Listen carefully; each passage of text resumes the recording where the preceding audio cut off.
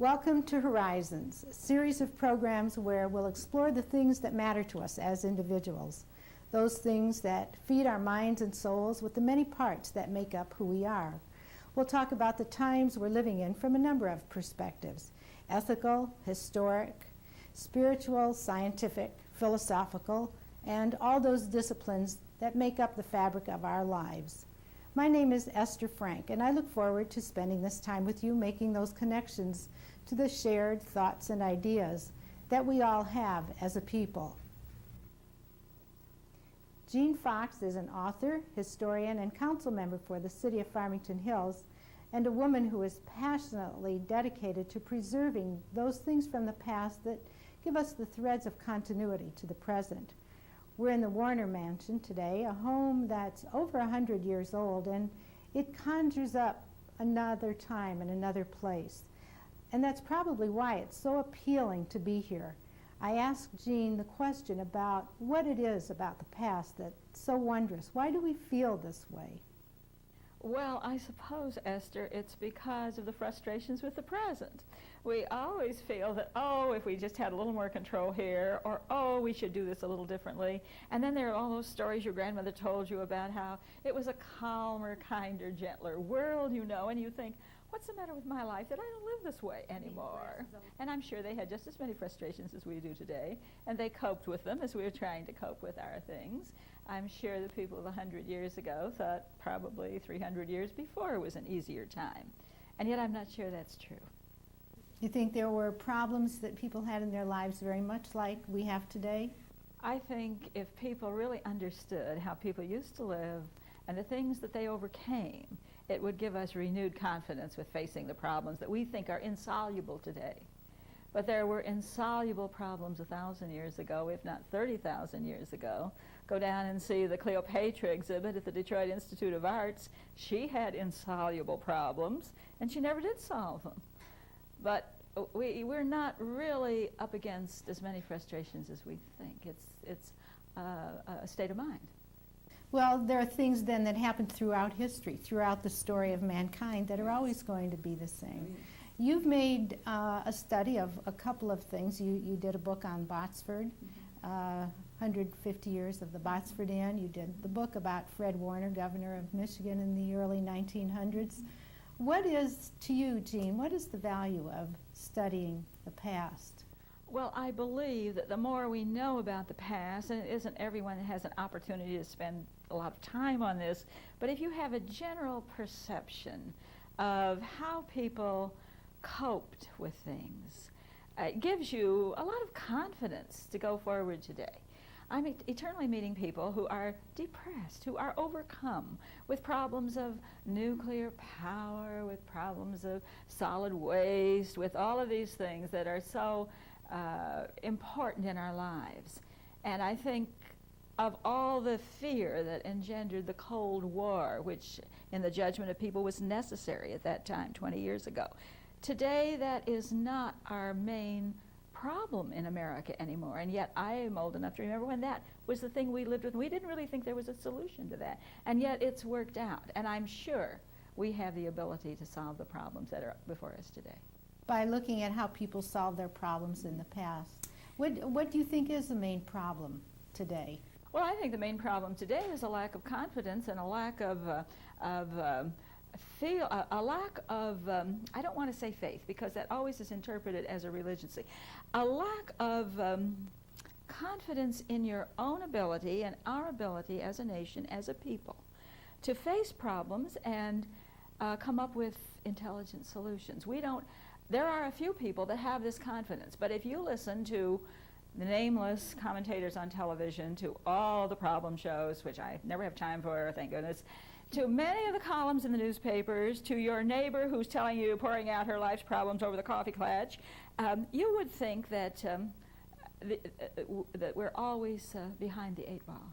And I think we're not behind the 8 ball as long as we have a spirit that, yes, man has the ability within himself to overcome his problems. Now, whether you call that a God-given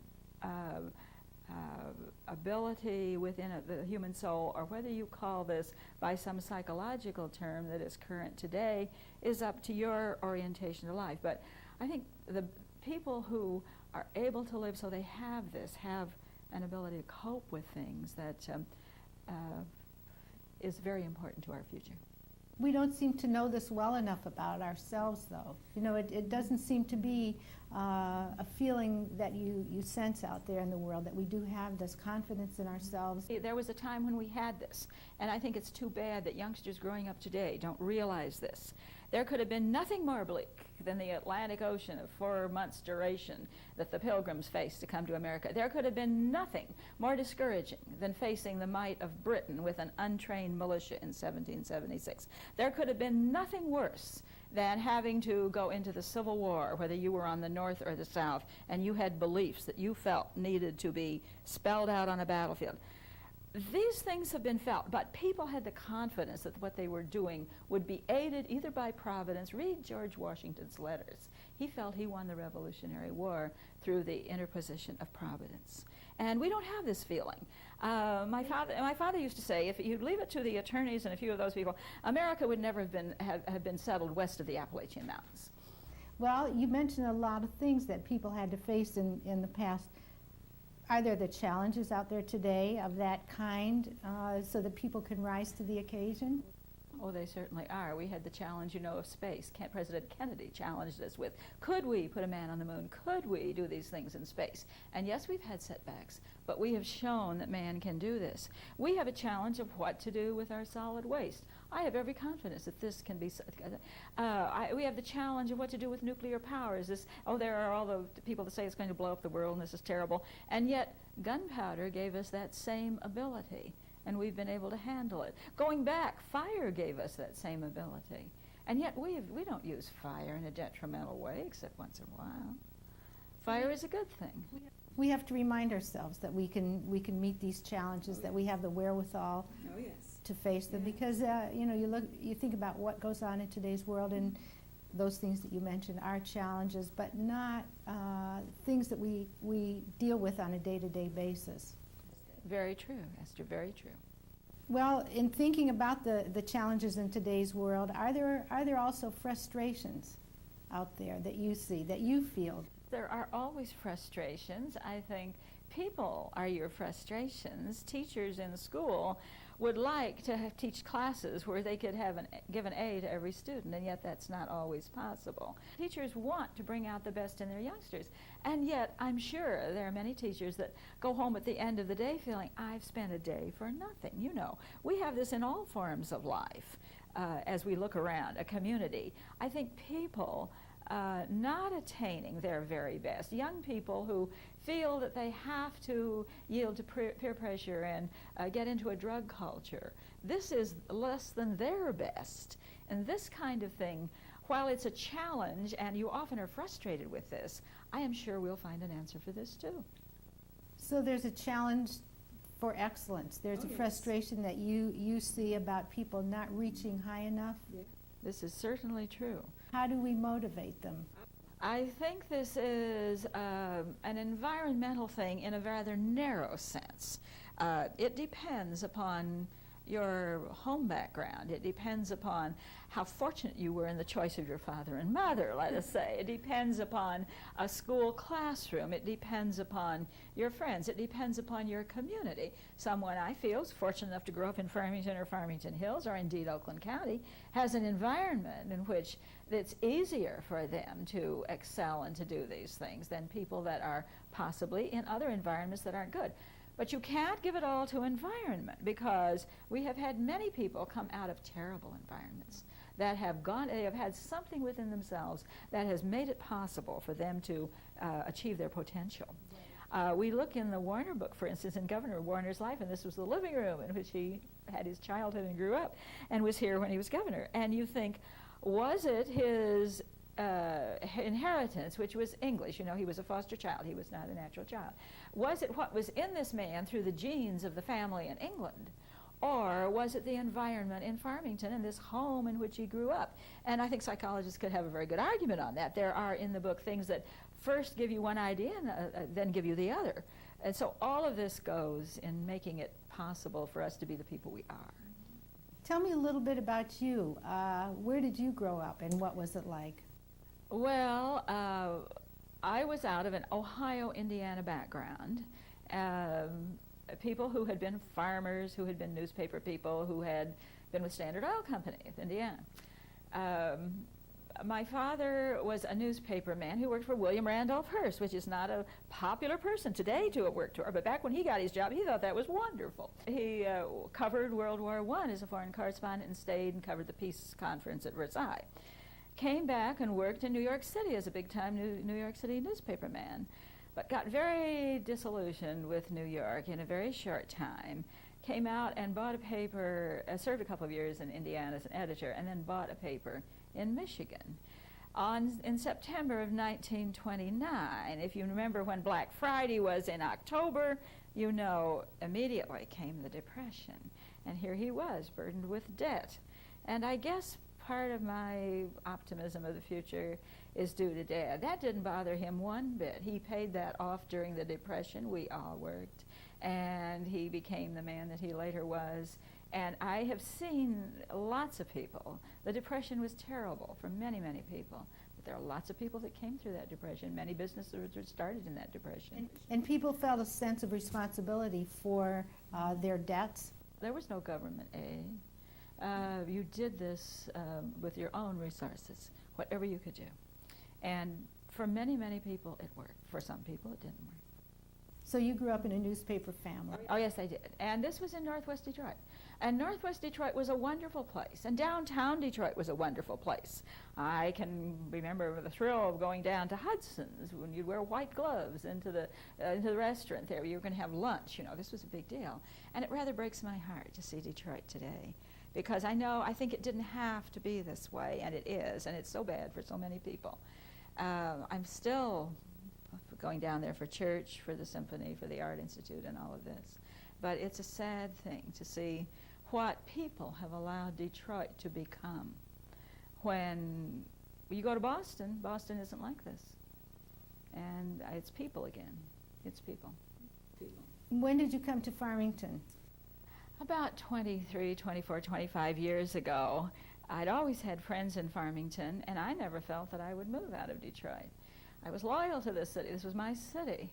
But things got to the point where I got very tired of waking up in the morning with beer bottles on the front lawn. I had a corner lot. The sirens kept you awake at night, and I can't live that way, Esther. And so many people who had graduated from Redford High School when I did either went to Farmington or to Birmingham. I'm always running into people today that, Jean, you're in Farmington? Yes, well, they're in Farmington. These are old Redford High School cronies. There are few of us left. And you've seen a lot of changes here. Yes. You've seen this community grow from a very rural, almost farm-like community into what it is today. How do you feel about that?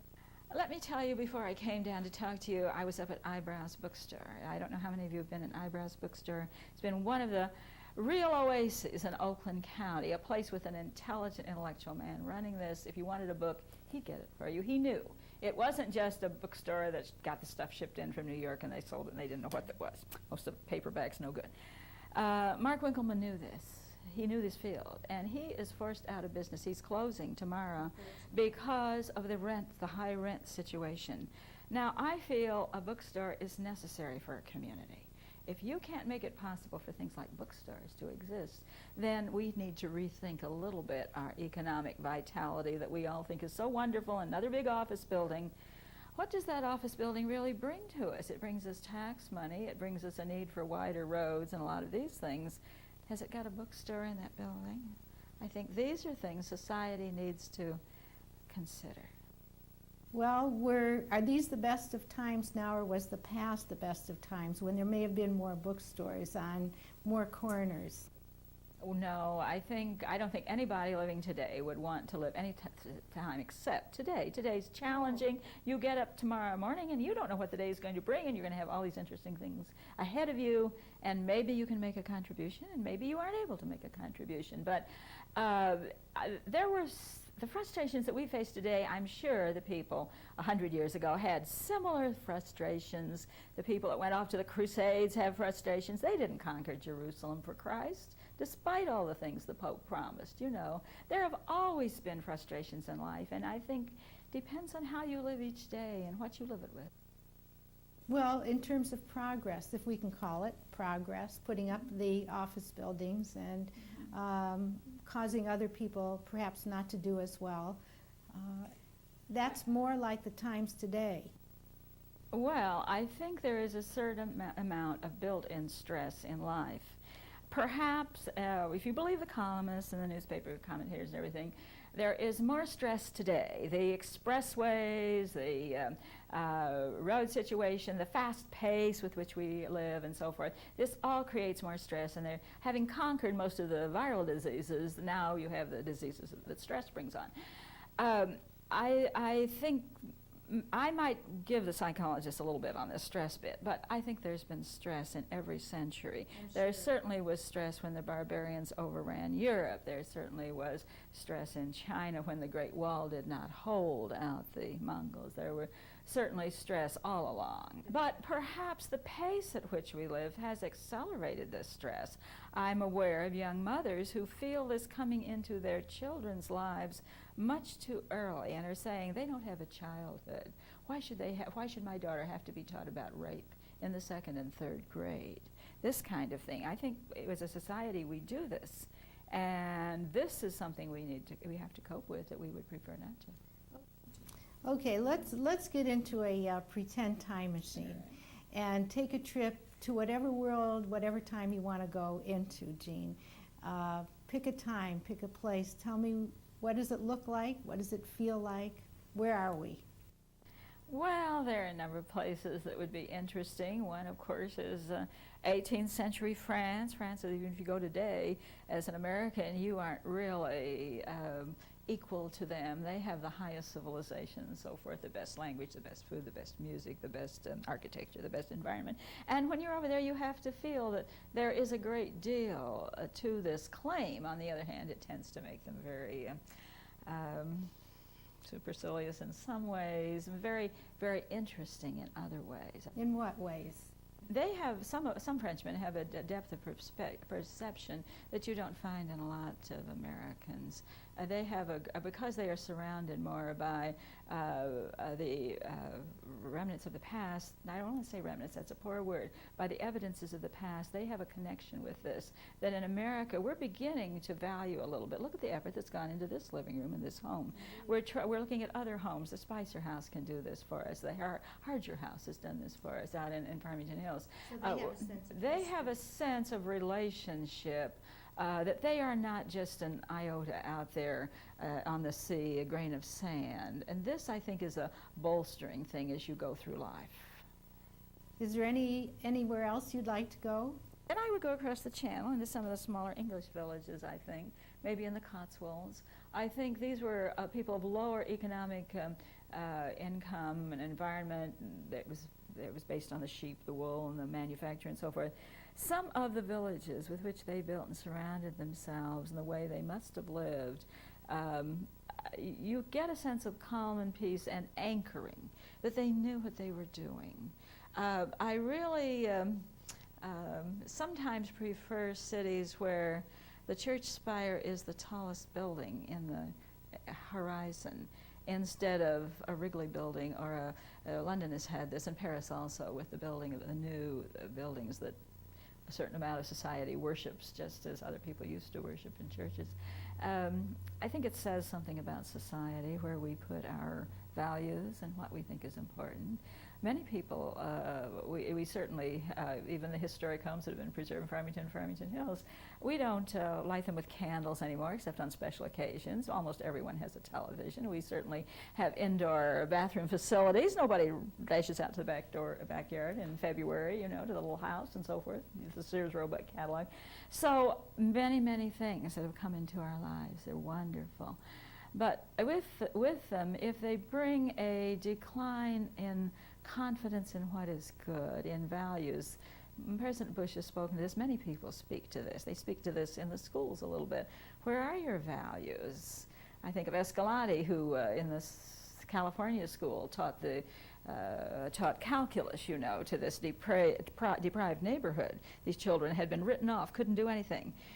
He had 20 students in the class, and the first time Princeton came out and tested, 18 passed for college entrance. And Princeton thought, this can't be, it's the wrong neighborhood, these kids can't possibly do it, we made a mistake, the computers are off, go back. When they went back, all 20 of them passed. And he says, somebody asked him, do you impose your values on these children? The schools don't believe in this anymore. He says, values, their values are terrible. My values are good. Of course I impose my values on them. And they can pass these exams. They can get out of this ghetto surrounding. They can have a better life in the future. Values are important. In thinking about those things that of value that you were talking about also, and I'm wondering, 100 years from now, if someone were to do a show like this in the year 2089, in a room that's been preserved much like this has been, with things from today, what kinds of things would you want to have preserved? Well, I would hope that it isn't the physical surroundings that are so all-important. And that's what I feel about this Warner Mansion. It's a marvelous thing to preserve the physical surroundings, because otherwise we don't have the visual, and many people are inspired by visual before. But it's what happened in these homes. It's not that it was a Greek revival home, although people find this architecture pleasing, and the architects maybe think this is end all.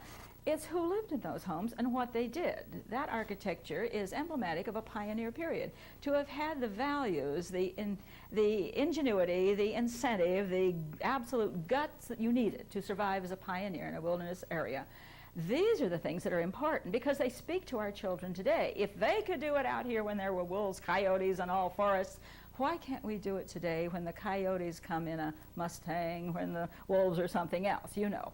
I think it helps to have these things to show. But it's not the things themselves, although we tend to get romantic about this. It's the values of the people who live there. If Governor Warner was just another governor up there in Lansing, of whom we have many, he wouldn't be nearly so important, nor would this house be so important. But the fact that he was a man who cared enough about political democracy in this state to change the way we brought our people into elections. The people had a choice in who their candidates were. He brought the direct primary system to Michigan over the dead bodies of his own political party, who of course didn't want the people to select the candidates. But he had enough courage to, he was a man of integrity. He was a man that had more political courage and honesty than we see in many of the people we elect to office today. And because he had these qualities, and because he had the political skills which are necessary to triumph, you see, he could have been beaten, and then those things wouldn't have happened. But he brought direct election of senators to Michigan out of what many people said were corrupt legislatures in Colorado, California. We had this in Michigan before they had this in all over the United States. We had this because of Warner. He believed in these things. Now, with that kind of an example, amplified by these surroundings, I think we can inspire people 100 years from now to, all right, we face the problems of stress, we face we probably won't even be traveling on expressways in 100 years, we'll improve this. But I hope they look back and they say, all right, those people in Farmington and Farmington Hills, they had all these problems, and by gosh, they triumphed, they overcame them, they were able to make lives that were meaningful. Are you optimistic about the future?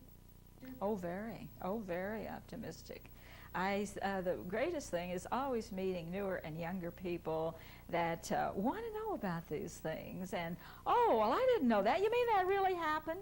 Yes, it really happened, and people did this. And that's why we're free in this country today, because there were people that were willing to lay their lives on the line in many, many things, whether it's political or military or whatever, that we have this unparalleled freedom in this country that we don't, unless you travel behind the Iron Curtain, unless you travel in the third world, you don't really understand how lucky we are to be growing up in Farmington and Farmington Hills. What about our lives, the way we're living them today, as compared with the past, and project that into the future? Well, I think you've always had, because individuals are so different, you've had a lot of people who have always lived superficial lives, and we see a lot of that today. People don't care for the yuppies, this, that, and the other. Well, you've always had, by other names, people living lives like this. The France I started to speak of, it was full of these people, dominating probably.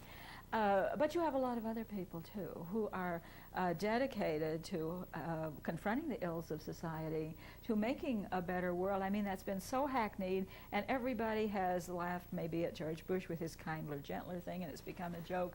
But I think there are many people dedicated to this. He touches a responsive He chord certainly when he does. says that. And we all want this.